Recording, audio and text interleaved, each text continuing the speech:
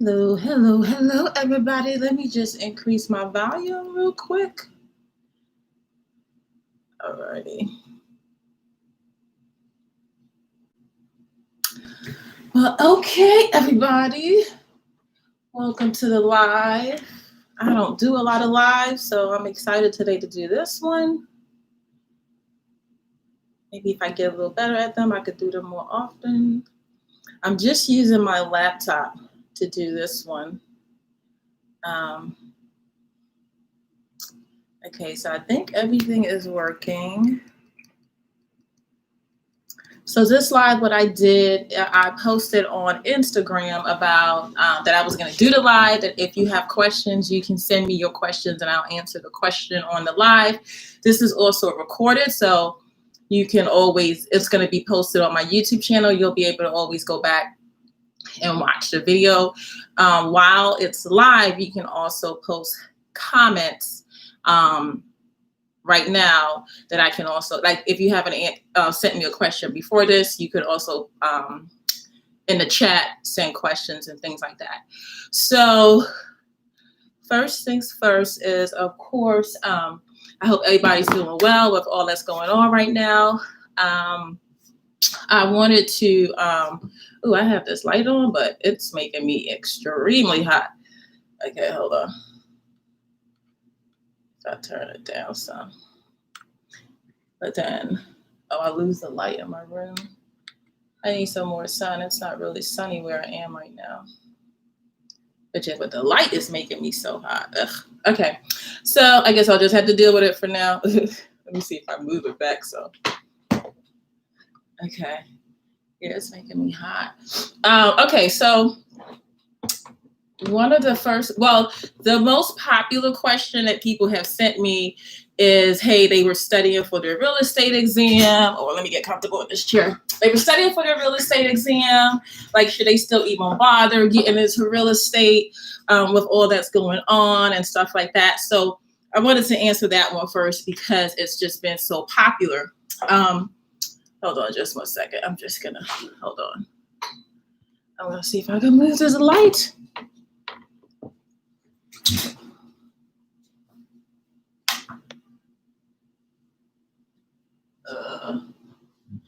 Hold on, guys. When you go live, you gotta have everything set up.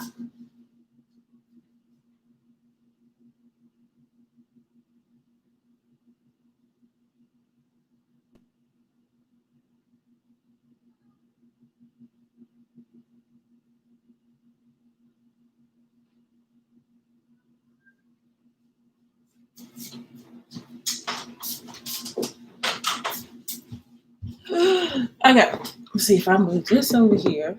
All right. And I put a cover. Okay, so boom. So that was the number one question I've been getting is if people should even bother getting into real estate. So I wanted to talk about that first. So my first year was really difficult, and it's like common for the first year in real estate to be difficult. I'm talking even if it's in a really good market, it's going to be difficult because you're just starting and you have to learn everything. And the other thing is, after you take the test and you get your license, you still don't know what you need to do to be a successful real estate agent. So all the stuff you study on the test is like real estate law and like, it doesn't talk about like how to get customers, what is your niche going to be and all that type of stuff. So you pass the test, you get your license, you need to start interviewing to, decide which brokerage you're going to be with. And then once you get into a brokerage, that's when you're going to start learning like what you need to do. So even in a good market, most agents don't close on a deal. I'm talking about you're doing everything. A lot of people don't close on a deal for until their first 6 months. Because that's the thing, as a real estate agent, you get paid at the end of the deal. So you can get a client day one, you have to help them get their house ready to sell. Or I'm just gonna have to turn off this light because I'm gonna pass out. Or either that, or even if you have a buyer, you got to be looking for a house. So a lot of times real estate agents get paid like months afterwards. So I definitely would say now that you're going to have to work even harder to close on deals because there's less houses on the market right now. If you're a buyer and you're qualified, there's less houses on the market right now. So there's more people bidding to get houses that, they're qualified for the loan, but it's easy to have like 7 offers on one house, 15 offers on one house. So just be prepared to work harder. But even with all that's going on right now, we all need someplace to live. So I don't think like the real estate market is there's still, opportunity there. So I wouldn't want to tell someone, hey, you were pursuing real estate before all this happened. You should change your mind and go into a totally different career. If this is something that you were really pursuing, I definitely think that you should still keep, pursuing it, right? So that's my advice. But I would say to definitely have some type of income to keep you for at least 6 months, because even on the investment side, I didn't close a deal until 8 months, and I was spending money, paying a mentor, paying for marketing, paying for websites, all that stuff. So I had money going out and no money going in for 8 months. So that's what I'm saying is a lot of times people don't fail at real estate. People just run out of money, right? So definitely if you can just start on the side part-time, do that. But I mean, don't give up and say that you're not going to do it at all, and a lot of real estate agents, whenever the market goes down, they leave anyway. So there'll be more opportunity now because a lot of agents are going to leave and get into other careers. So I definitely still think that if this is something you were looking to pursue, that you still should pursue it. I just think that you should, educate yourself and prepare that, you're probably not going to, make money for like at least 6 months. So just prepare for that. The other thing is, let me start going through the questions that you all sent me. So Kimberly sent me a question. Good morning. This is a question for your live. Which forms do you use to wholesale? A realtor contract or separate wholesale contract? I want to make sure I'm doing the right thing before I start wholesaling. Have a beautiful day. Okay, so this is a good question because this is another one that I get all the time. Sorry, I was just doing all this stuff. That's probably why I'm sweating too, because I was busy running around and I was like, oh, I have a live at 1. Let me go do it. Now I'm like, I'm burning up. Okay, so the realtor, what I want to make clear, the realtor contract, if I'm wholesaling the deal, I do not use the regular realtor contract. I have my own contract that is much shorter. It's like 4 pages. That realtor contract, y'all know, it's like so enormous, right? So the thing is, though, you can use a realtor contract, but the realtor contract, it has a statement in there that contract is not assignable, meaning you cannot sell that contract to someone else. So if you use that contract, you have to make sure you go through and scratch that line out of that contract and say that the contract is assignable. Okay, so that's the biggest thing in that contract, is that you have to do that, because all the realtor contracts I've ever seen, they usually say that the contract is not assignable. And when you're wholesaling, that's what you're doing. You're assigning the contract to someone else. So you need a contract that is assignable. If you need a wholesaling contract, I have one posted in my wholesaling training that say that you can use. If you go on my YouTube channel, the link is there to get to it. So and the other thing is, when you use a realtor contract, you need to be careful that the realtor contract, there's a lot of stuff in there to protect like real estate agents and things like that. The thing is, when you're wholesaling, you're not performing as a real estate agent at all. You're performing as the buyer in the deal. Like, you're listed as the buyer in the deal. And so you need to go through that contract And there may be things that you need to change so that it protects the buyer. Example, in my contract that I use for wholesaling, I have a really long inspection and the closing is contingent on that inspection. And I usually let that inspection go all the way up to closing, because if something happens or something comes up, I need to be able to cancel that contract and not lose my deposit. Okay. So you just have to make sure if you're going to use a realtor contract, you need to make sure that you understand every single thing, because that contract is very long. And even most real estate agents, they don't know everything and they don't understand everything that's in that contract. So that would be why I would advise you not to use it, is because it's really long.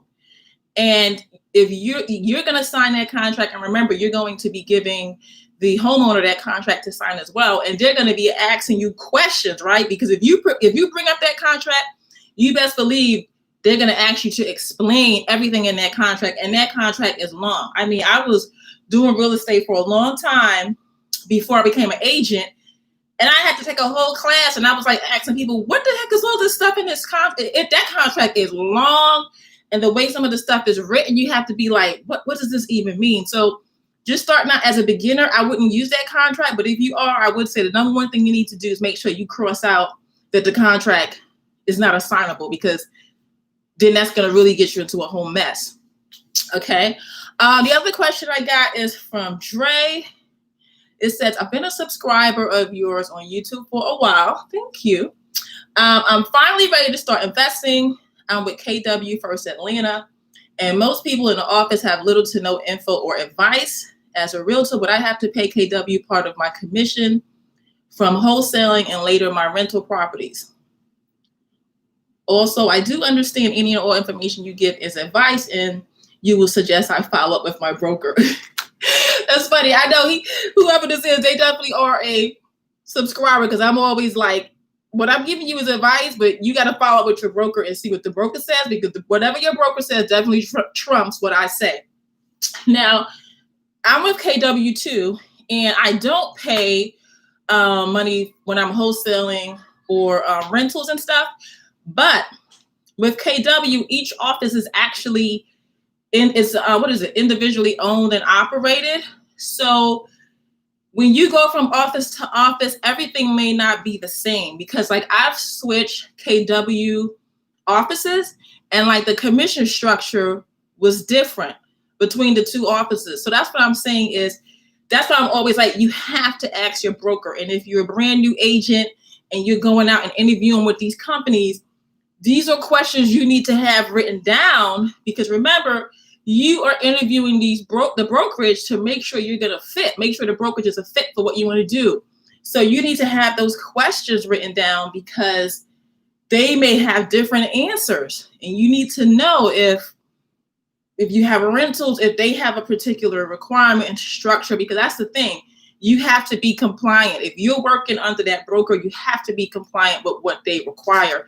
So that's why I'm always like, you have to ask your broker. It doesn't matter what another office may be doing. You have to make sure that the broker that you are working under, what is their rules and stuff. So that's why I'm always like, you got to ask your broker. You got to ask your broker. Okay. Young Boss Tina. Hello, my name is Martina. I am 18-year-old African-American high school graduate. I've been interested in wholesale real estate for a while now, and I stumbled upon your channel. I have concerns about starting because I'm fresh out of high school and feel that people won't take me seriously in the wholesale real estate business. What is some advice you would give to me? I also thought about getting my real estate license because I feel it would help to learn more about real estate. Oh man, the biggest thing I would say to somebody that's young is that you are so on track. I wish that I was starting or even looking into real estate at that age, because you have more time, right? You have more time and you can do more at a younger age, meaning once you're older, you had a family, you have all these other responsibilities. Whereas I feel like when you're younger, that's why you'll even find a lot of times these companies, Apple, all this stuff. They're guys that were working nonstop in their garage. Like when you're young, you can put everything into it. You probably don't have to pay rent because you're still living with your parents. Like you can just put your all into it and you don't have all these other obligations already. You don't have, like, a lot of times the biggest thing I get with older people when I'm doing mentoring is, the husband wants to invest, the wife doesn't support it. You have all this conflict now of trying to come to agreement. You're young and you're 18, you can just focus and build on your dream. So, and as far as people taking you seriously, I really wouldn't worry about that. When I was younger, I used to then even look younger. And a lot of times when people would see me, they would think like, is she the landlord? Or because they thought like I was like so young or whatever. But once they saw I knew what I was doing and things like that, people, will give me that respect. So I wouldn't worry about that. But I definitely think if one thing I could do over is I would start in real estate younger, because as I said, you can, you don't have like I said, all the family obligations, kids, all that comes with as you get older. I just feel like, and like I said, in real estate, a lot of times, even in a good market, you have to work and work and work for months until you get paid. A lot of grown-ups cannot afford that because we already have bills to pay, right? And so that's one of the benefits of starting young is you can go out there and you can afford to market and put all this out there because you don't have all these bills, or you're young, you have roommates, you guys could split up stuff. Your cost of living is much less at 18 than when you're going to be in your 40s, 50s, things like that. So I definitely would encourage you to pursue it and stuff like that. The other thing is the next question. Let's see. Corman, hello. I've been watching your videos on wholesaling and would like to get all of the contracts and forms used. Oh, I went to the links you provided in the description of your videos, but the domain is down. Oh, actually, I was updating my domain. So if you go now and click on it, it should work. So maybe you were clicking on it in the middle when I was changing my domain address. But after this live, I'll go back and make sure that those links are working. So thank you for that heads up. It could be that maybe sometimes there's like a dot or something in there and it's not working. Next question is from Ivan. Have a real estate question. I'm hoping you can help me with equity and value. What does it mean when equity price is the same as value price? What does it mean when equity price is lower than value price and vice versa? As someone looking to buy property to wholesale and or fix and flip, what is the best equity to value ratio percentage wise? And at what ratio is the equity to value not good? Asking for clarity and thank you in advance. Okay, I think from the question there may be some misunderstanding of what equity is and what the value is. The value of the house. Okay, because equity is like, say, let me make the numbers just even and easy. If you there's a house and we say if you put this house on the market right now, it can sell for $500,000. Okay. Now, if the homeowner has a loan, a mortgage, if they have a mortgage for $400,000, then just to make the numbers even, if they sell that house for $500,000, they're going to walk away with $100,000. So we would say that they had $100,000 of equity in the house. So it's what the market value subtract what they owe and what is left. That's how much the owner would walk away with.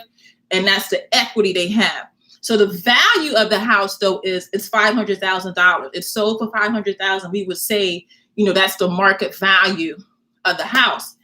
Now, when you're looking to do a wholesale deal, I think what he was saying here is when the price is the same. Okay, because that's the thing. I think what the question is, how do you know, like, if you even have a deal or something you could work with? Because if they're the same, if the equity and the value are the same, then that's not going to work for wholesaling. And wholesaling, after you sell that house, there must be equity. So if the house can sell for $500,000 and the homeowners owe, if they're mortgaged, they owe $500,000, that does not work at all for a wholesale deal. Okay. What would work? I'll give you an example. What would work for a wholesale deal is if this house can sell for $500,000 and they owe their mortgage is $200,000 and then there's $300,000 equity.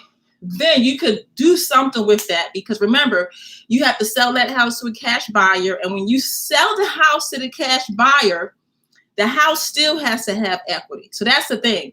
If the market value of the house is $500,000, a cash buyer is not going to buy that house for $500,000, because the cash buyer as well, they want a deal. So you would have to sell that house to the cash buyer for maybe, $300,000, $400,000, because the cash buyer, the reason they're buying it cash and the reason, they're even considering looking at this house is that when they buy it cash, they also have equity in the house. Okay. So yeah, if the numbers are the same, then you have no deal. When I market and people call me and I get the numbers and those type of scenarios pop up, I tell them they have to put they would have to put the house on the market and just do a traditional sale. It doesn't work, in the investment. Like none of my investors are going to pay market value for a house. So you can kind of just even lead with that to understand the numbers, is that as an investor is never looking to pay market value.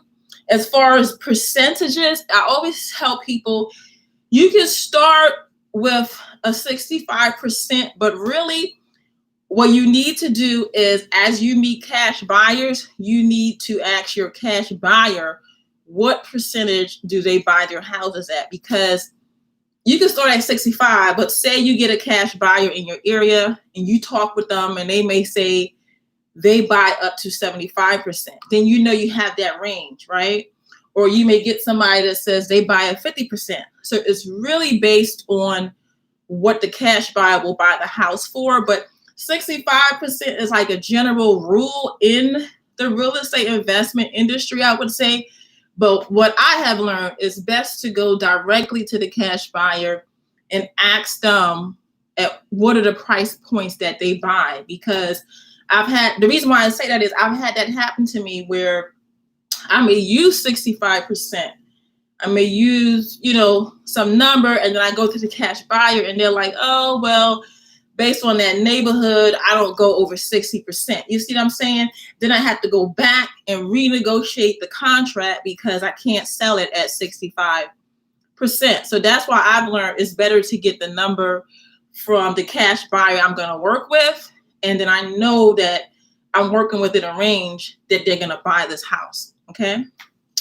Next question is from Brandy. Hi there, I have a question. They just changed the law, so now it's required to have a realtor's license to wholesale in Illinois. I need help understanding how being a real estate agent works when you are trying to wholesale. So far, all I have heard is make sure you disclose that you are a real estate agent. But I don't understand how it works now that I have to work with a broker. Any advice? Okay, so the reason why you're hearing that, Brandy, that you have to disclose is because that's one of the biggest requirements, and one of the easiest things to get in trouble for is if you do not disclose you're a real estate agent, and then you can get sued for that. And you don't want to be in that situation. So that's why all the time when you get your real estate license, that's the first thing we're like, make sure you disclose. And when we say disclose is make sure that when you're talking to people that you tell them you are a licensed real estate agent. So besides just verbally telling them in meetings, some of the things that I do, it's in my email signature, right? So that means that when I'm in communications, say something happened and they had to go back and track communication or something, it's in my email signature that I'm a licensed real estate agent. So that means in all that communication, when we're going back and forth, I keep saying, I'm a licensed agent.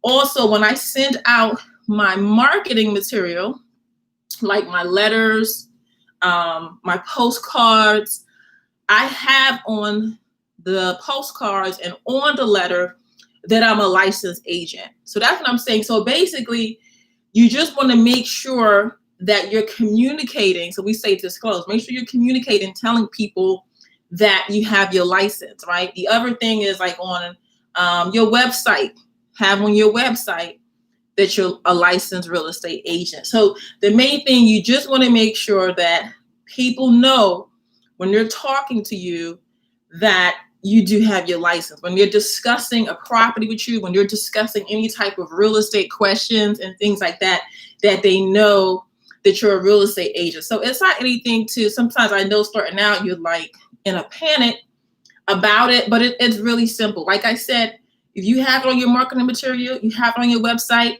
put it in your email signature, you know, you're not as paranoid about it. It's out there. People are seeing it over and over and over. They can't come back and say, I had no idea Neva was a real estate agent, because it's on every document they've been receiving. Okay. So you could just do those simple things, and then you don't have to be so paranoid about it. But people just say that because it's just one of the easiest things. You don't want someone to say, oh, I had no idea that she was a licensed agent. I thought she was just, someone that was looking to buy my property or something like that. I didn't know she was licensed. Because what it is that you don't want to, for someone to say that you took advantage of them. Meaning, a lot of times what it is, because you're a licensed real estate agent, real estate agents are believed to have more information, to be more knowledgeable about real estate than the average person. And so if it looks like you do not want it to look like you pretended like you were a regular non-licensed person that doesn't have access to the multiple listing service and things that we have access to it as agents, and that you never disclose that, and that this person, they sold the property and they were ignorant to the fact that, you're licensed and you have all this, information about real estate, and you didn't tell them that.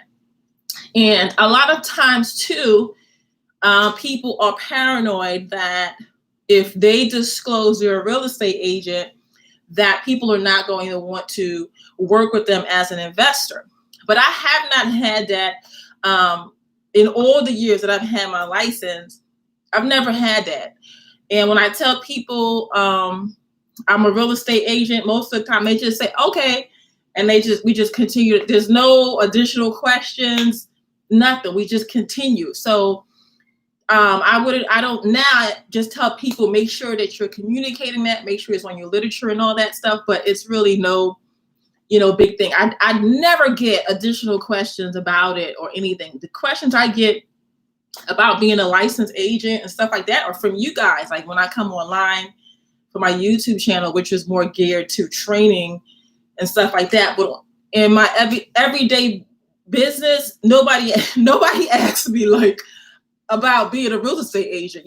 People are just more concerned with their house or, whatever is going on with them. We're just more focused on that. I'll say, oh, I'm licensed in Virginia, blah, blah, blah. And they're like, oh, okay. And then they just go on about, how can I help them? So don't focus too much on it. It's really no big deal. Next question. From, I think it's Dorothy's.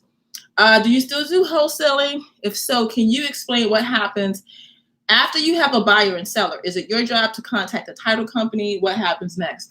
So I still do wholesaling. What was the question? Do I still do wholesaling? Yes. If so, can you explain what happens after you have a buyer and seller? So if you have a buyer and seller, there's two contracts. When you wholesale, there's two contracts. There's a contract that the seller signed, it's the seller and you sign, and then your cash buyer has to sign a contract with you as well. So that's what happens. If you have two, you should have two signed contracts. That's the main thing. The title company, I always make it my responsibility to contact the title company. Whenever I mentor people, the reason why I tell them to contact the title company is if I do 10 deals, 8 of them, I would say, if not 9, if not all of them, have a lien. That is the most common thing. Most of the time, if they do the title search and they don't find something, I'm like surprised. So most of my deals, they do have a lien against the house. And so that's, to me, what I've learned is the most important thing about the title search is finding out if there's a lien against the house. Because a lot of times, the owner of the house doesn't even know that there's a lien.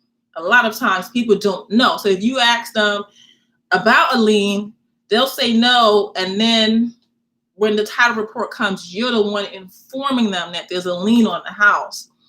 That's why I always say for the wholesaler, I think you need to make it your priority to have that title company start researching, because you don't want any surprises.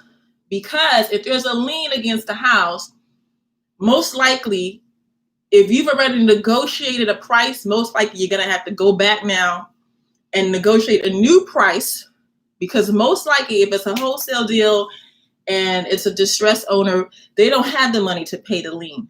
And so say, for example, I have a wholesale deal, signed contract, they pull the title and there's a $10,000 lien. A lot of times what happens is I have to go back and renegotiate to lower the price by $10,000, because now as the buyer, we need to pay that lien so we can close.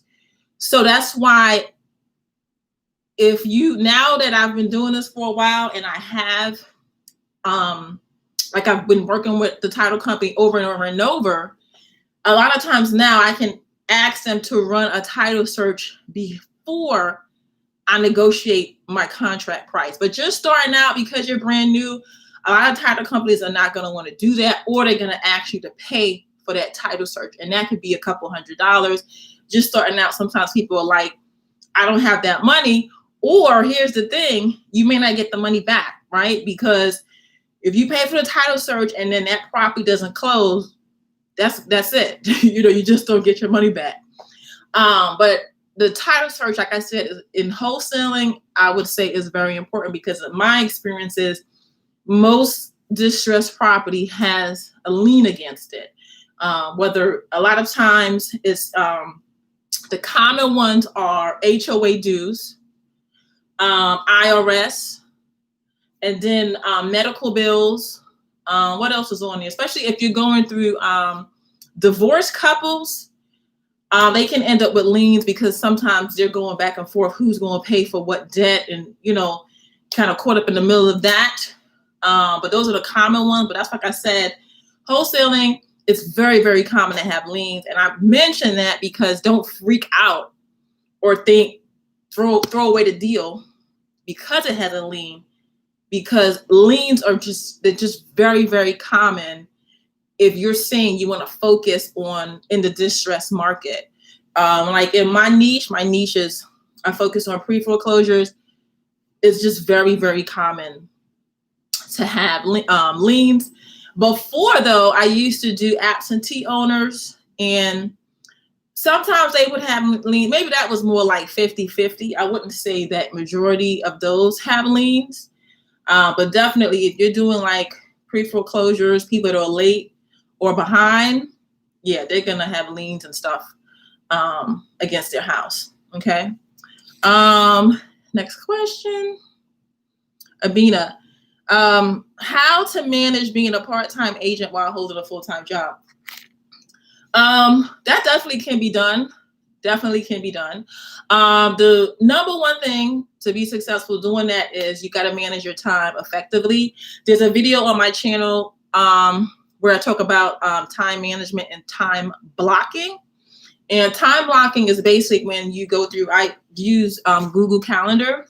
And basically what it is, you go through, you look at your calendar and you block off, okay, 8 to 4 p.m., I'm going to be, I'm a nurse. I'm going to be at the hospital. I'm going to be working between 8 and 4.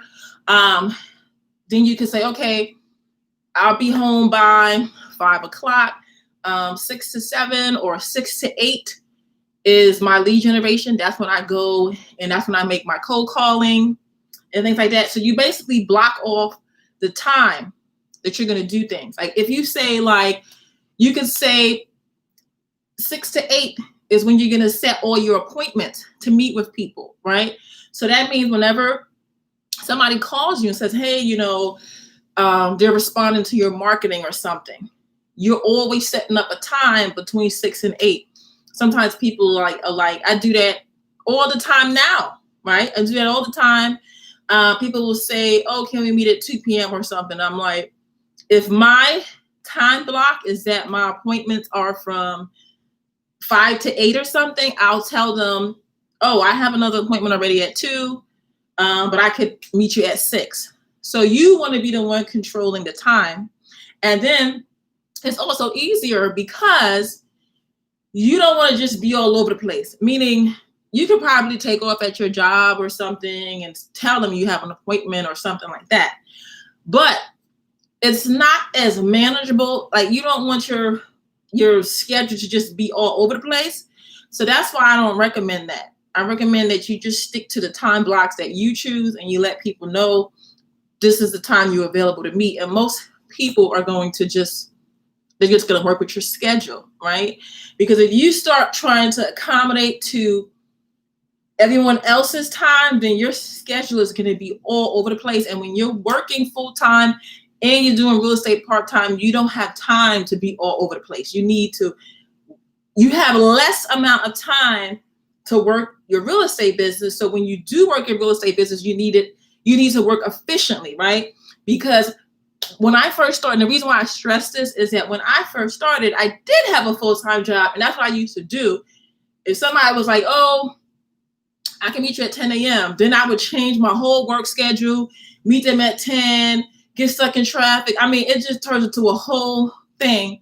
And you just, like I said, you don't work as efficient, right? Because then it's also I find also like the creative part of your brain that you're switching from one subject to another. Because say like I was a project manager in IT. So I'm focused on computers, projects, and things like that. And then now if I stop midday to meet you, it's like I'm switching to a whole nother subject, right, in my brain to start thinking about real estate, repairs. So that's what I'm saying. I feel like it's more efficient to do your 8 hours, focus on being a nurse, focus on being in a hospital, focus on your patients, close that chapter for the day, and move into real estate, and then focus on real estate back to back for the next few hours. It's like you're just more efficient in your thinking and your processes. So the key, I would say, is even now, I have multiple things that I work on, and that's how I do it. I'll dedicate days to certain projects where Monday is for this project, Tuesday is for this project, because I find that if you just keep moving back and forth, that you don't think as efficiently. It's better to just have one thing, focus on it, finish it, and then move to the next thing. So when you're part-time, you really need that, because I used to need time. I used to work on my business in the morning before I went to work. Then I would go to work those 8 hours, come home, and then work on my business. But if you try to just like I said, the biggest thing I would say to be successful is to time block, because you can work 12 hours part-time and get done what people do in 40 hours, because working 40 hours, there's a lot of downtime. There's a lot of times where you're just talking to a coworker, they just bought a water cooler, it's just office gossip. But when you're very, very focused and you're like, oh, I got 2 hours to do this, you're way more focused and you get way more done. And you could get way more done in those 2 hours than somebody that worked on that for 8 hours. So that's why time blocking is so important, and that you have to control your time and tell people, when you can meet with them. And then also you have to schedule in your marketing, because that's one of the things, starting out part-time, the number one thing you need to do is you need to generate leads. So one of the number one things you need to do is market. So you need to have that scheduled in your calendar, what type of marketing you're going to do. If you're doing, flyers, you need to have that on your calendar. Sunday, 10 a.m., I'm going out to the Target parking lot. I'm putting out flyers for 2 hours. That needs to be on your calendar. You need to be able to check that off when it's done, because that's what I mean when I say I've had students, they're supposed to put out flyers. They've been driving around with these flyers for like a week in the car. I'm like, if you don't put an appointment on your calendar and say, look, Sunday at noon, all these flyers, they need to be out my car. So that's what I mean when I say it's taking them a whole week to get all these flyers out, whereas somebody else, they'll just block an hour or two and just focus on getting out all those flyers, and then they're done. So the key is when you're doing this part-time, you got to be very focused. And because you have less hours, you don't have time to multitask and try to do 2 and 3 things at once. You need to do one thing and just finish it. Okay. All righty. Next question is, how to wholesale as an agent? Are there different documents to use? How is the commission fee handled as an agent? Do you have to pay brokerage fee, or you let your broker know when you have a wholesale deal? This again, I'm with KW. Here's the thing. Usually you're not going to have to pay a brokerage when you wholesale. But this is another one where I'm like, you need to check with your broker. The reason usually you do not pay when you wholesale is when you work as a real estate agent, you have a client, you represent someone.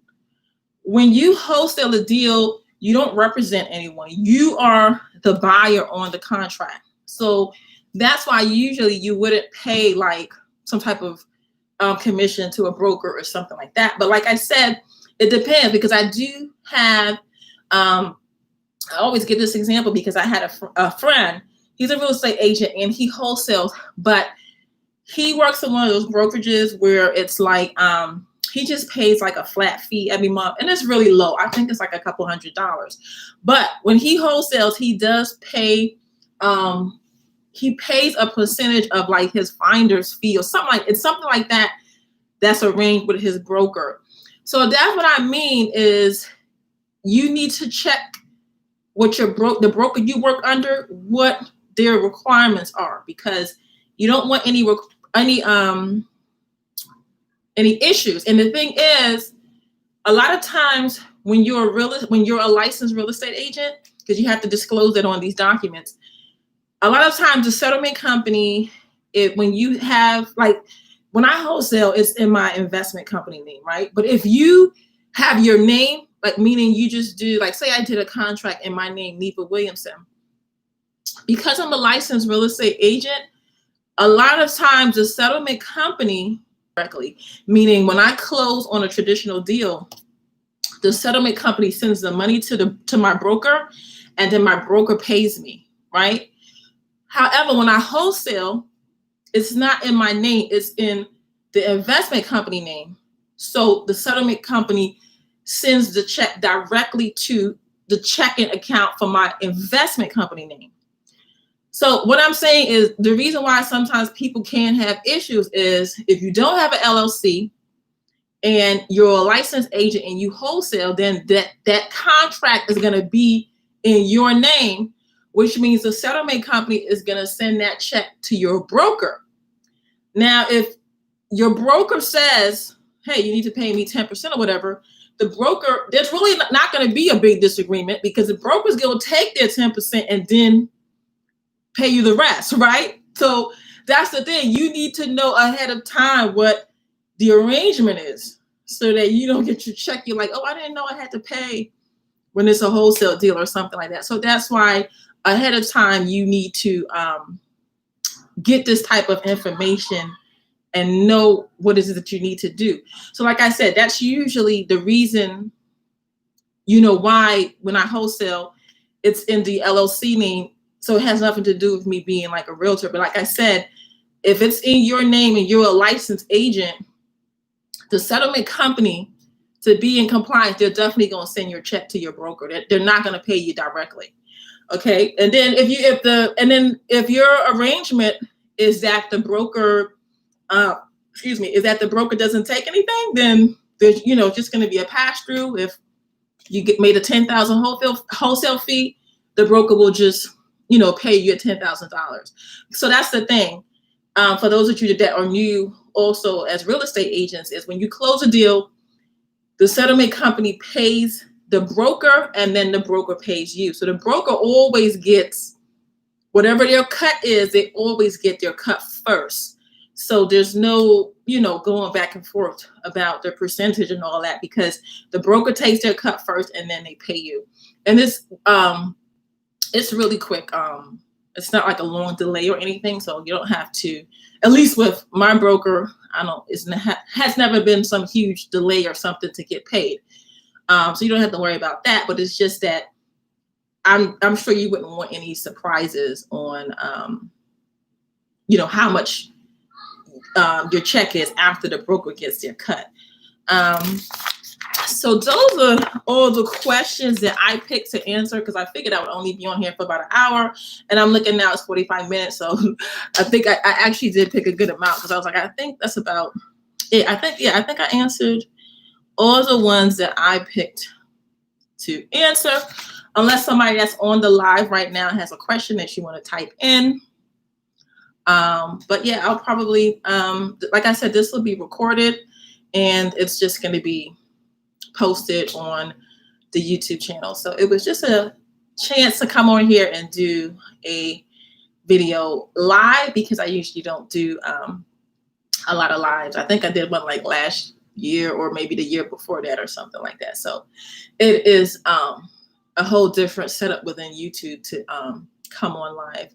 So I don't see, let me see. I don't see any questions. I just see Josh, who said hello, and JR just says beautiful woman. Thank you. So Keisha wrote a question: can we pay you to be a mentor? I do. If you go to like maybe a previous YouTube channel, a previous YouTube video, you see a link to my training. So right now I'm not doing one-on-one training. Maybe like in, I don't know, when things slow down a little bit for me, I'll start to do one-on-one training again. But the training that is there, you could at least get started. It has like all the contracts I use, examples of my marketing material. I tell people you can just use it, just change it, put your name. It's low cost. It's $97. So it's good for you to get started, to learn the contracts, learn the marketing, and all that stuff. And then probably later on in the year, I'll start taking students again one-on-one. But like I said, if you go to like a previous video or something, you'll see a link to sign up, or you can email me, neva@nevawilliamson.com, I'll add you to like a waiting list for people that are like, hey, when you start mentoring one-on-one, I'm interested. You can do that as well. But right now, definitely for $97, I definitely think just starting out, that is definitely good. When I started, what I put in that program for $97, I paid like $5,000 for it, to get somebody to give me a contract, give me marketing stuff, blah, blah, blah. That's how much I paid. I think how much I paid my very first mentor to get started. So like I said, I always tell people, like, before you start paying one-on-one, because of course the one-on-one fee is much higher, definitely take the course that's just $97, because you definitely can get started with that. I've had some people email me saying, hey, thank you so much. They just watched a bunch of my videos, the ones that are on YouTube, and closed the deal. They didn't take any training, nothing. They were like, oh, thank you so much. I watched a couple of your videos. I put a vendor sign out and I got started. So definitely, watch all the YouTube videos and all that stuff, because a lot of the content, a lot of the stuff that I do day to day, that's what I share in the YouTube videos. So Doc just said, thank you for this. Oh, you guys are welcome. Keisha said, thank you. Okay, yeah, that would be great. The other thing I wanted to mention is some things that I am doing right now for my business. People like tips for an agent heavy market in a smaller city.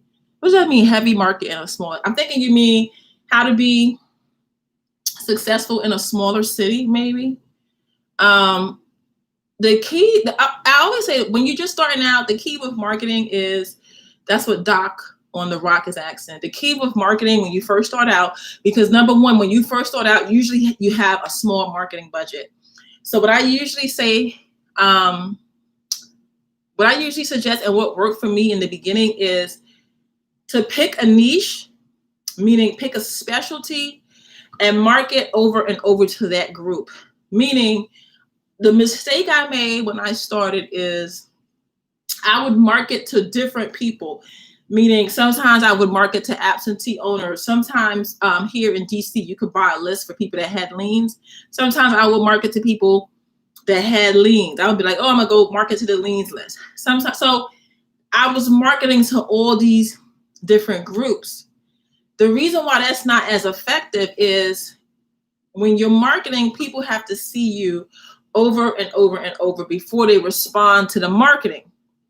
So if you have a small budget, you'll actually be more effective. If I remember when I started, sometimes my budget a month was like just a couple $100, like $300, $400. But it's better to use that budget. Pick a list.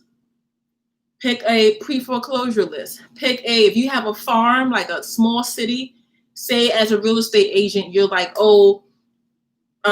like here, there's agents that they market, their core farm is in the city, so they focus like on condos, because here in the city, condos are more common.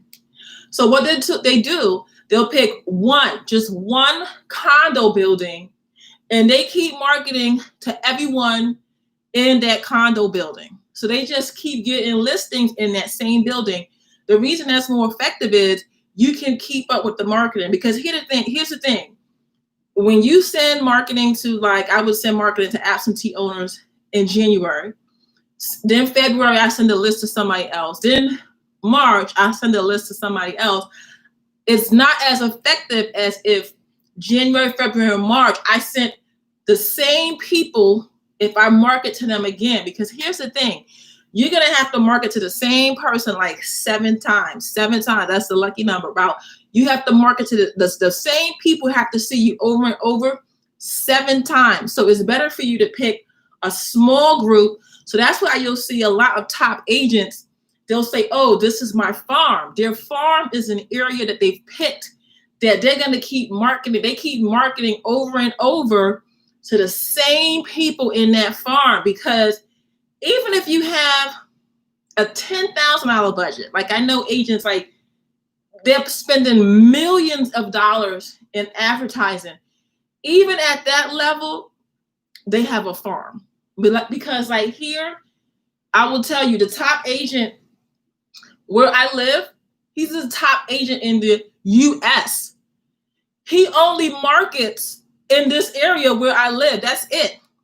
If I go north of here, you don't see any marketing for him. But here in our location, you see him everywhere. He sends a newspaper to the house. When I go to the supermarket, he's the agent on the supermarket. There's a billboard always out here with him. When his team, they all have cars, and it has his marketing on it, the pictures, his brokerage. So that's what I'm saying. The people here, we're all in his farm, so we see him like 7, 10 times. But that's what I'm telling you, he's a top agent. If you look, he's a #1 agent. And he only markets out here. That's it. That's his farm. So that's what I'm saying. That's somebody, I'm sure his budget is in the millions, but he only focuses on one area. And then in that one area, we just all keep seeing him over and over and over again. So everybody out here uses him. Everybody. If I go outside right now and I drove through my neighborhood to look at the houses for sale, I'm sure I'm going to see some signs for him, because and that's another way to market, because he keeps getting listings and he puts that sign out. People keep seeing him. So the key is to pick a small area first and just keep marketing to that same area over and over. That's why I tell people, even in a good in a good market, starting out as a real estate agent, that's why you have to build and build and build until you get your first deal. Then when you get your first deal, you can use that deal to get other deals, because that's what we'll do. The first listing you get, the first buy you get, then after you do that, you make a postcard or something with that listing on it, and you send it out again. And you say, hey, I just sold this house, or hey, I just helped this buyer buy this house.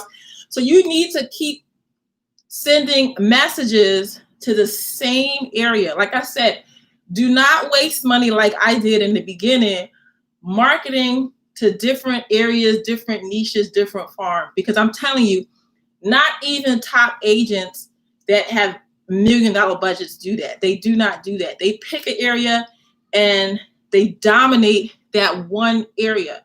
There's no agent that just markets to all of the United States or something like that. Not even the agents that are selling in the billions. They don't just market to, all over the place. They don't do that. They just pick one area and they dominate that area. Okay. All right. Oh, you were saying Doc on the right. She said, oh, it's a lot of agents here. You know what? Even when it's a lot of agents, that's what I mean. Don't even let the fact that you see a lot of agents, don't let that bother you. Just focus on the farm that you pick. Okay? Because there's in every real estate office, there'll be all these agents. Say there's 100 agents on the roster. There's like 5 agents that are pulling in all the listings and the buyers. So don't even I didn't know that until I got into the business. Like when you go online and you see these rows and rows and, oh, we have 1,000 agents. If there's 1,000 agents, probably only the top 100, 200 are even doing anything. So don't let the numbers make you feel like, oh my God, there's so many agents and blah, blah, blah. I remember one time I read an article, the top agents were doing, I think like top 1% of agents or something were people that did like 10 or more listings a year or something like that. So that tells you a lot of agents are only doing like one house a year. Like, so a lot of, so don't let the fact that you're like, oh my God, there's so many agents, how am I going to get business? Just focus on picking your farm, whatever niche. That's the most important thing. And then how you're going to dominate that niche, because that is definitely one of the biggest mistakes that I made in the beginning. Is I was just all over the place. Okay. Dania has any tips for marketing during COVID? I normally would target pre-foreclosures and door knock, but I don't feel like door knocking. Is it okay to do right now? Is it a way to get their phone number to call? Oh, I usually do pre-foreclosures too, and I usually door knock. I have not been door knocking. Okay, that's a negative for me. What I will do now with the letter is I will print out the letters, and here, do not put the letter directly in anybody's mailbox because that's illegal. But here, what I'll do in the mailbox here is the mailbox, and then we have like a little chute on the bottom, a little opening on the bottom. I may go there and put my letter directly in. But the other thing that I do now, because I'm not door knocking, is I don't even put it in the chute anymore. What I'll do is I slide it in the front door. And the reason why I do that, I got that from another investor. He was like, because what happens, especially with pre-foreclosures, they get a ton of mail. And a lot of times they just can't get through all the mail. So he was saying he gets a higher call rate, get like a yellow envelope, some type of colored envelope, yellow. Like I even have some here, right? I got letters here ready to go out. So this is what I do. I get all these colored envelopes and put the letter in, right? And I slide it on the front door. So that way when they come home, right, immediately they're like, what the heck is that? So they definitely go and open that because it's colored. Like I said, and I just got these on Amazon, okay? They're just some bright envelope, whatever color. In marketing, they say the most popular is yellow. But I have found as long as it's a colored envelope, it's just bringing attention. I slide it on the front door, and then I get more calls because I even told him. I called him. I said, you're right, because I was like, I don't feel safe doing, I don't feel safe doing door knocking, because here's the thing with door knocking is usually, I don't know. I can have a mask on and all that, but then I don't know what's going on, because now here's the thing. This person is going to open the door and, just all that. Because if you're having a scheduled appointment, everybody can be more prepared. I can be more prepared, and the homeowner is more prepared. Because even now, like right now, I'm working a lot at home, and I'm always ordering food, DoorDash and Grubhub and all this stuff. And they, that's what they're doing too, is we don't meet together, right? They'll text me, they put the food, they leave it, I have a porch, and then they'll text me, once he moves off my porch to that your food has been delivered, then I go out and pick it up. So that way there's, there's no, we're never like face to face, right? And so I think that's the same thing with door knocking right now. That's why I wouldn't feel comfortable is I don't want to ring somebody's doorbell, then step far away, because here's the thing, in door knocking, this is the first time the person is seeing you. So that's what I'm saying. Send a letter. You can, always mail your letter, or like I said, putting this colored envelope now on the door is helping. But then if they call me after that, then I can actually schedule a meeting, right? So what I've been doing now, when I schedule the meeting, I've been using Zoom. So that first initial meeting, I've just been using Zoom. And there's so many other platforms, Zoom, WebEx, use those. And the reason why I like Zoom is that you can just put the app. A lot of people, I'll tell them, hey, just download it, send them the link. They can just download it on their phone. So they don't have to have like a whole computer set up and all that for us to meet. They can just download the app on their phone, and then we just talk at least that first time that way. I also think that's one of the things, looking back now to what has really helped me is that I have an online presence before COVID, right? Because what happens is a lot of times now when I send or leave a letter and people Google me, they can actually see me, right? And so when they call me, they already feel like they know me. So I would tell you now is definitely the time to put your face out there online, because that way, when you're trying to meet with someone, people are not, because that face-to-face is for people to get to know you and all that. Now you need to put more digital things into your business. And so people feel they know you before that. You don't want people, you still are going to need to, like I said, have a meeting, do like these Zoom calls and things like that. But if you already have a strong presence online, then people are not, like a lot of times I tell people, I cannot tell you the last time I've done a full presentation, even before COVID. Before, even as a realtor, they trained us. We have our script, all that, my full presentation. I can't even tell you the last time that I've done that, because most of the time, because people, I send them a letter or marketing and stuff, they've already Googled me. We've already talked on the phone. By the time I get to the house, they're just signing documents. Okay. I cannot even tell you the last time I've done one. And so, and then for this online documents, I'm with KW. So I use the .loop. If it's a wholesale deal, it's a wholesale deal, it's not going through my KW. I use DocuSign. So DocuSign is it's DOCUSIGN. DocuSign, go in, you just upload your contract, you email it to people, and they can sign it electronically. So you can get, right now during COVID, you have to be focused on doing things digital. Because that's the other thing. Neither do I want to meet with someone for them to sign it and their hand is touching the paper. And, we don't want that. Lost reception. I'm still live, right? It's still showing me live. Okay. So to work on doing things more digital. So definitely use DocuSign for your contracts. And definitely, like I said, you can, I wouldn't say the door knock. I would say put the letter now on the door. Like I said, and I am getting a higher call response from that, because like I said, the key to that is that your letter is not in the mailbox with all the other mail. It's just on that front door, and it's more prominent. What do you put on the front of the letter? Just their name? Oh, I just leave it blank.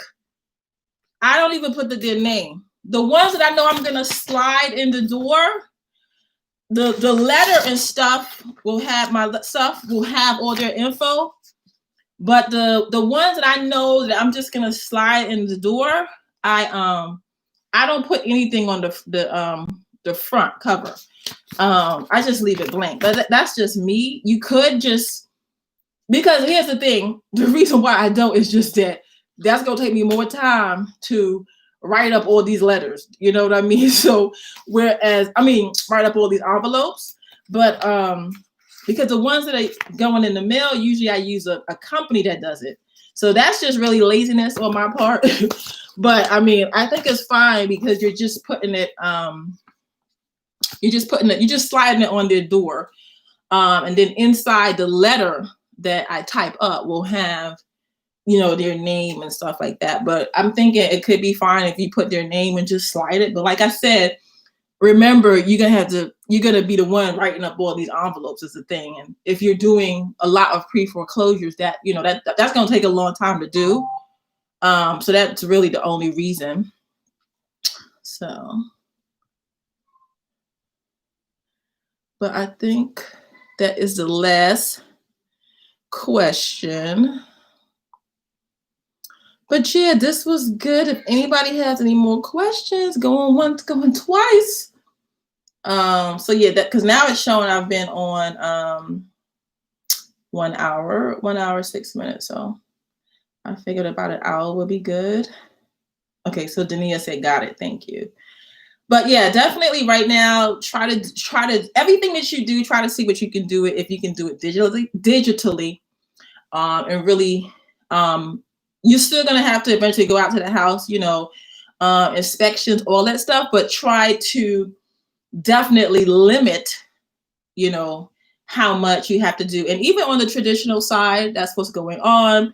People are doing online open houses and all that stuff to just minimize being in contact. And then I'm sure as you get closer on traditional sales and in real estate investment deals, of course, before anybody closes on the house, they're going to want to walk through the house, confirm repairs, inspections, all that stuff. But like I said, that's, minimizing the interaction. If it can be done online, then definitely do it online. And then the things that definitely need to be done in the house, you could, schedule all those to occur at the same time and stuff like that. And that's going to be to make you as the agent or the investor feel more comfortable, but also the client and the customer. You want them to feel comfortable too. Like, nobody really wants a bunch of strangers walking through their house right now. You know what I mean? I went to the eye doctor the other day, and oh my God, they were spraying down that place every minute with Lysol. I was like, this is where all the Lysol spray is. So that made me feel good. But when I went in, the doctor, he said, look, I don't have it, but he said, these people are coming in here. I don't know what anybody has. So literally, they limit how many people could come in. I think it was like a max of 3 in the office. We're spaced out. And then every time somebody goes into the doctor's office, when they come out, they were going in there and just spraying that place in, so everybody's trying to take, precautions. And so that made me, even though of course it's making the appointments take longer and all that stuff, it definitely made me feel better because I kept putting off the appointment because I was like, oh Lord, I don't want, me too. Most of the time I'm either inside or if I'm outside, I'm not around other people. It's just, I'm around me, my kids or something. I'm not really around. I don't want to be around a bunch of people right now. Okay. So, and like my doctor said, like, I don't have it, or at least I don't think. You never know if you're asymptomatic or something, but why put yourself if it's not worth it? And that's just how, homeowners are feeling right now, especially people with kids and, they may have elderly parents, they don't feel comfortable. So do, what you can to make your clients feel comfortable and that you're taking their health seriously. They want somebody that has things in place to minimize interaction, but still get all the due diligence and everything done. So like I said, if it can be done digitally, for me, it's better to pay. We can get, and Zoom is free. I don't pay. I think if you want to have a meeting for more than an hour or something, they have a paid version, but I haven't had to upgrade to the paid version. So Zoom is free. DocuSign I don't remember how much I pay for DocuSign, but it's very negligible. It's not like it's really. I want to say DocuSign is maybe $50 a month or something. It's not much, and you can use that for people to sign your contracts and stuff like that.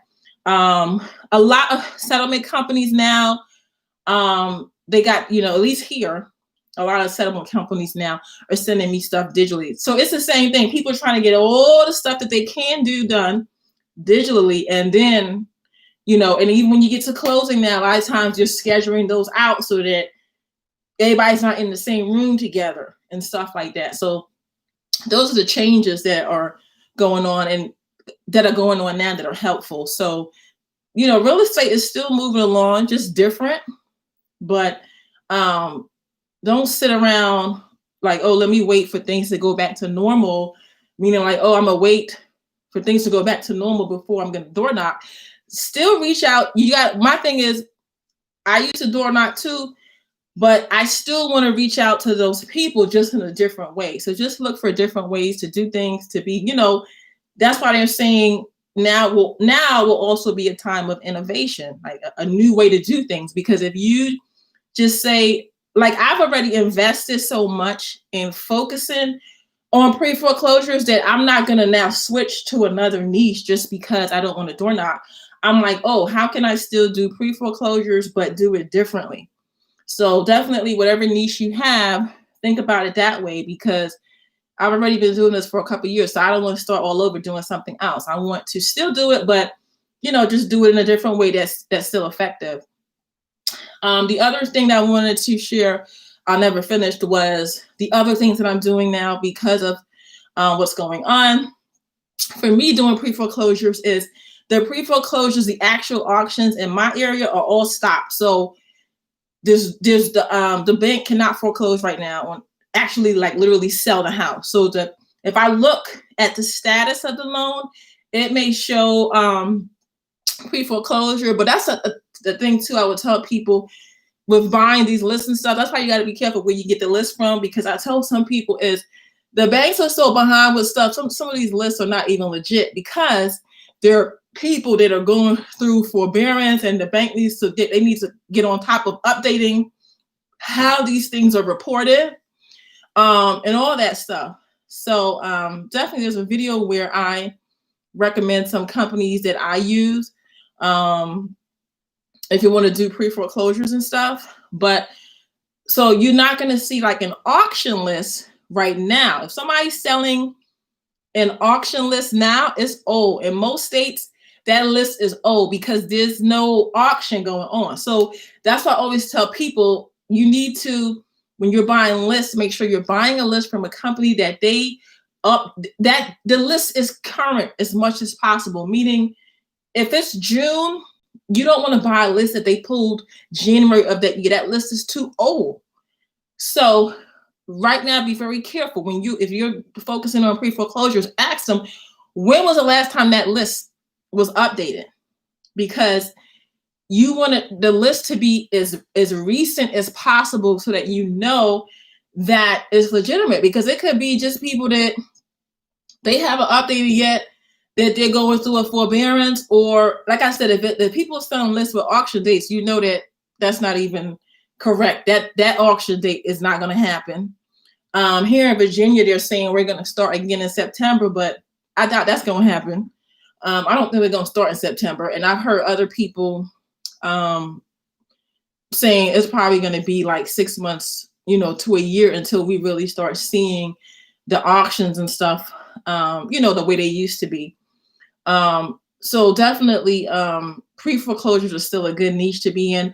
What I'm doing now is helping people apply for loan modifications. So for loan modifications, I don't get paid to help people with loan modifications. But what happens is a lot of people are denied the loan modification. And when they're denied the loan modification, they need to sell the property. And that is when I can recommend either the investment teams I work with, that they buy the property, or if they want to list it just on the regular market.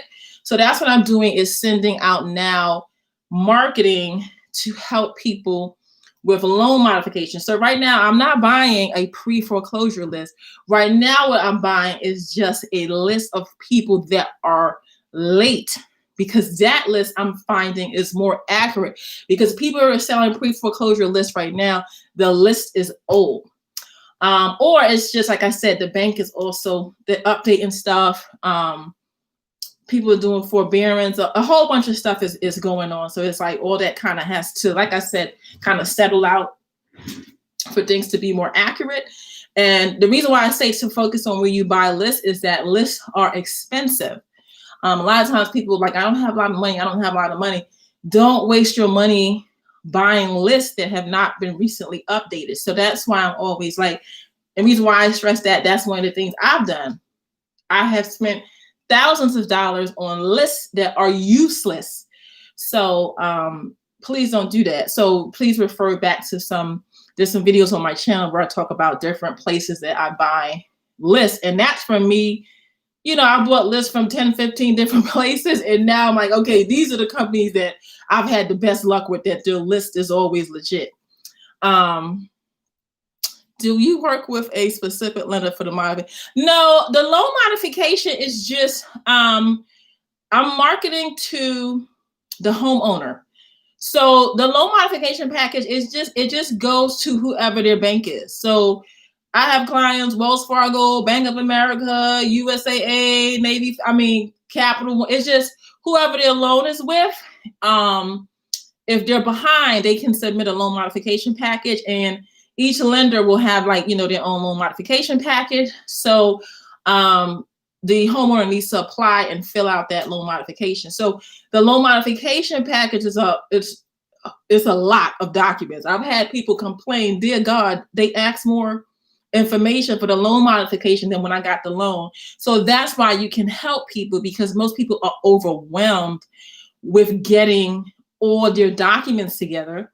And with the loan modification, if the homeowner does not submit every single document that the bank requests, they will not consider the loan modification. The loan modification package has to be 100% complete, or the bank will not even look at it. So that's how you can say, how you can help people through it. Because what's going to happen is, if say I send a letter out to somebody that's late about helping them with the loan modification package, a lot of people don't even realize they're so overwhelmed. The first thing they need to do is call the bank and ask for the package. Some people, the package is sitting in their house. They don't even know. Like I said, people just get overwhelmed, because usually once you're late a couple, I think maybe 30, 60 days, the bank automatically sends you the package. But sometimes people are like, when people are like, they don't have it, usually they have it. It's just in their house someplace they don't realize. So the first thing I'll tell them, call the bank, ask for a loan modification package. So at least now they're alert. The homeowner is alert to look for this package coming in the mail. And then usually, I'll walk them through. There's a list of things they need. Like they need to write a hardship letter. I'll give them like an example of hardship letters. So you're just walking them through the process. They'll need to send copies of pay stubs, tax returns, bank statements. So you're just giving them, because you're walking them through it, you're just making the process easier for them. Because like I said, people are usually overwhelmed. There's all this stuff going on. There's so much other stuff going on right now. A lot of times I tell people, you have to understand, most people right now, most people have something else on their mind. So when you're talking to people now, you have to talk direct and be prepared to repeat yourself, because a lot of us just have a lot on our mind. And you can tell somebody something and they're like, oh, I didn't even remember. You know what I mean? So you just help them through that loan modification package. Now, sometimes people are like, the biggest thing that I get is, we do not charge to help with the loan modification package. And the biggest thing I get is people are like, why am I going to do all that work for free? Not everyone is going to get approved for a loan modification. So this is how you get involved in the process before they get to the point of they need to sell. And some of the reasons that some people are denied, for instance, for a loan modification, you must have a job, right? So some people right now, they're applying for the loan modification, but they are not working right now. So they're applying for the loan modification in hopes that, hey, By the time the bank gets to me to review my package, because that's the thing, there's so many people applying that you can submit your package and the bank doesn't look at it until the next 30 days or next 60 days or something. They're like, I'm going to apply now. Hopefully by the time they get to me, I have a job and I can send in my pay stubs. Okay. So that's what I'll tell people. So you can, everybody that's behind on their mortgage can apply for a loan modification. But if by the time they get to reviewing your file, you have no income, how can the bank approve you? You have no income. Or what happens is if somebody was making $100,000 and now they're making $50,000, one of the requirements is the bank is going to say you have to list out all your expenses.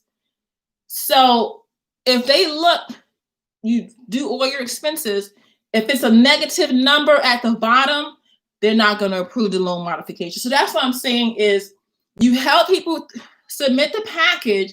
The people that are denied, those are the people that you can that can become customers for you later on. So that is where.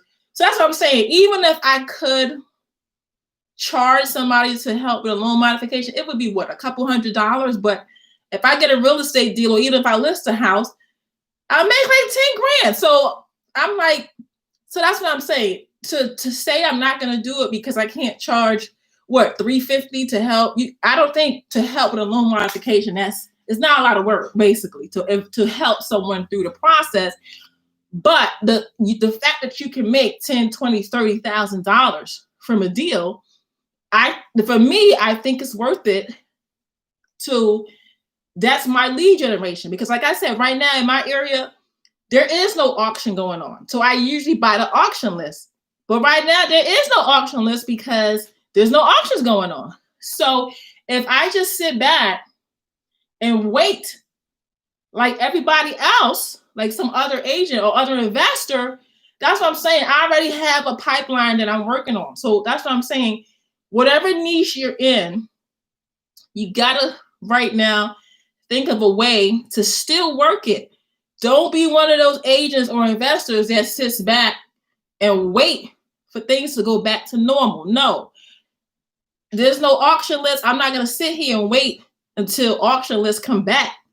That might be 6 months to a year. No, I'm going to find another way to get to those people and get a pipeline of leads now, so that I already have 10, 15, 20 people that I have now, than to wait until September when they tell me, oh, the auction list is, because if it does start September, maybe then the list doesn't come out until October, and then now I'm just sending out marketing. Then I have to wait for people to call me. So that's why I'm like, find a way to get to your customers and your clients. Find a way to get to them now. Find a way to get them to sign with you now, and don't sit back. Basically, my thing is, don't sit back and wait for things to go back to normal, because who knows how long you'll be waiting, you know? So a loan modification. Oh, Dania said, I don't know anything about, I guess, I'll do that. I have to write that down to do a video on helping people with loan modification. Because like I said, the package is once you've done one, you can do them all. It's the basic stuff. Like I said, the bank asks for their financial info. The bank asks for a hardship letter, and stuff like that, off the top of my head that I can think. But like I said, it's the same package. Each bank will have their own package, but they're all asking for the same information. So I will do a video on that, because like I said, it's a really good way to help people and get leads, is to help people with the loan modification process. But the key is that I don't charge people to help. I just said, I'm helping you get your documents together. And if you don't get denied or something, if you get denied or something like that, that's when I can be your agent. Or I tell people I work with investors who also, we buy property cash. So, you know, it's just one step at a time. But I will do a video on loan modifications, because I do think, you know, that's going to be more popular in the coming months. I was just reading an article on the high eviction rates right now.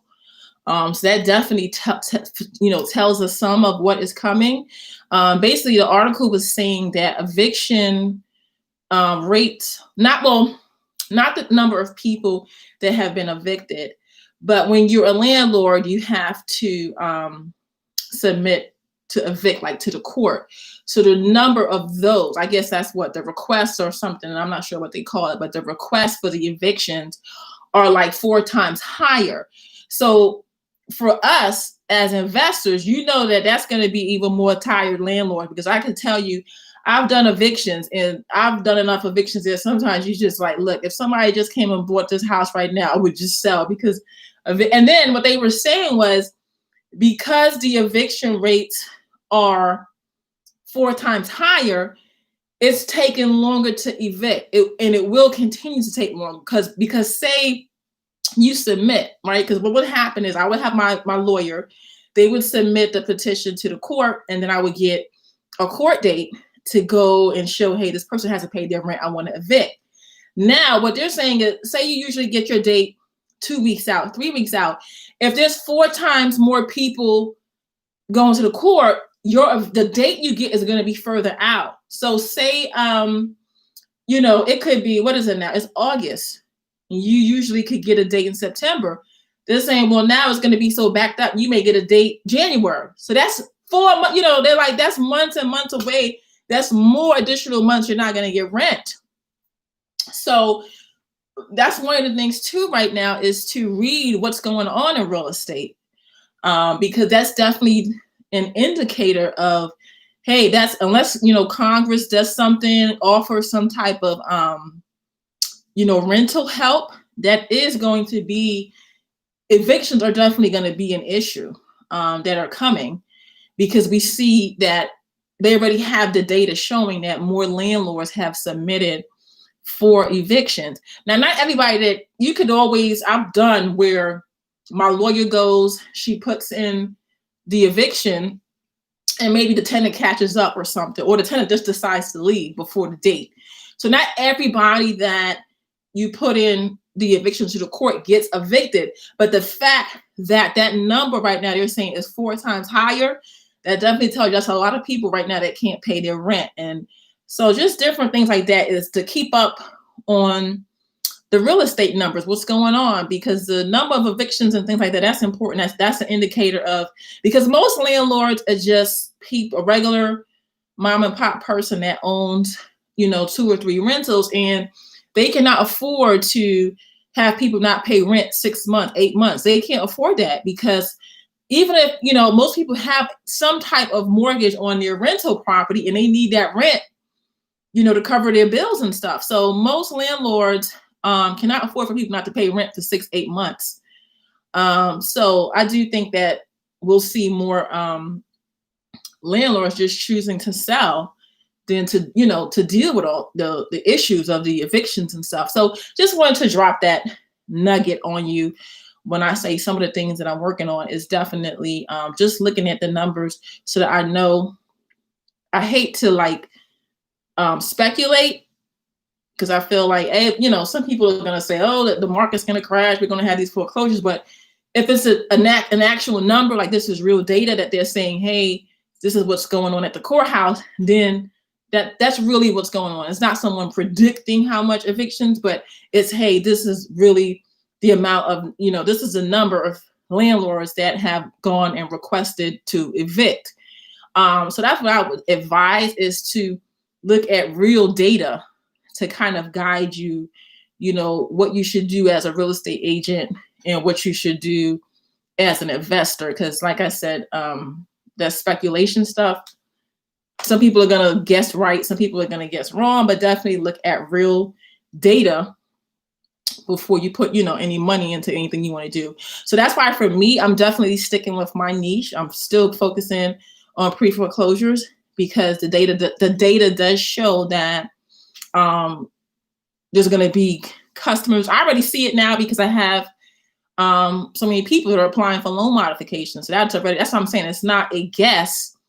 I already know that I'm helping people with loan modifications, and I already know that's never happened where if 100 people apply for a loan modification, everyone is not going to get approved. And if you don't get a loan modification, the only option after that is to liquidate the property, whether through a short sale or if you have equity, but you have to do something at that point to avoid the house going into foreclosure.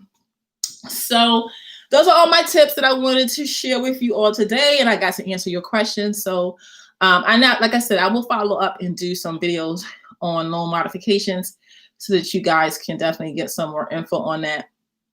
But it was nice doing this live. Thanks for joining me, and I'll see you guys next time. Bye-bye.